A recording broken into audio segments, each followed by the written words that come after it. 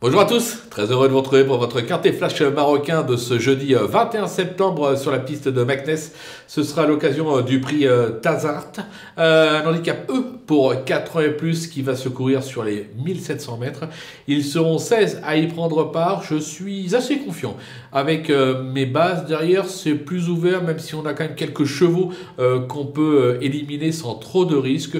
Oh, logiquement, les 8 que j'ai mis dans la sélection ne devraient pas être loin de la vérité.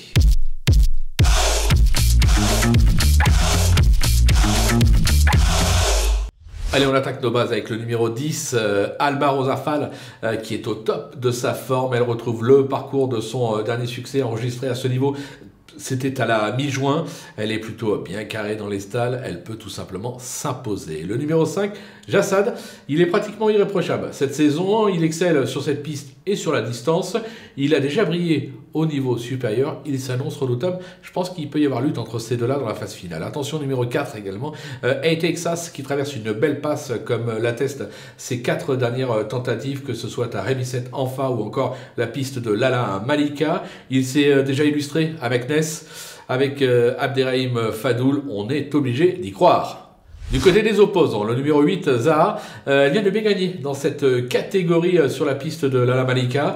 Elle fait bien le parcours du jour. Alors évidemment, elle est moins bien placée sur l'échelle des valeurs. Maintenant, elle mérite encore un certain crédit. Le numéro 7, Zavzoza Zofa Green, très décevante cette saison. Et pourtant, elle a montré quelques moyens en 2022, notamment sur ce parcours.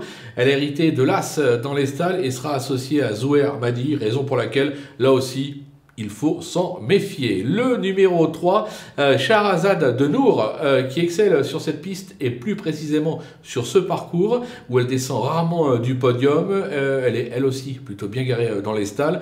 Elle peut émettre des ambitions au départ de ce quintet. Et enfin, le numéro 11, Khalil Zour, qui n'a pas convaincu ces derniers temps et pourtant, il a déjà fait ses preuves sur cette piste et même sur la distance du jour. L'engagement est plutôt favorable. Un rachat de sa part est tout à fait envisageable.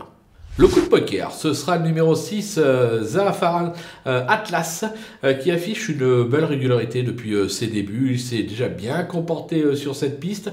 Maintenant, attention, il a hérité du 16 dans les stalles, ce qui franchement ne va pas faciliter sa tâche, raison pour laquelle je l'ai mis un petit peu plus bas. Il a le droit de se placer, mais c'est un vrai coup de poker. Où il s'en sort, où il s'en sort pas. S'il s'en sort, une 3, 4, 5e place est tout à fait envisageable. Voilà, on a fait le tour de ce quintet flash marocain. On va se quitter bien évidemment avec mon pronostic, mes conseils de jeu et on vous donne rendez-vous très prochainement pour une nouvelle émission.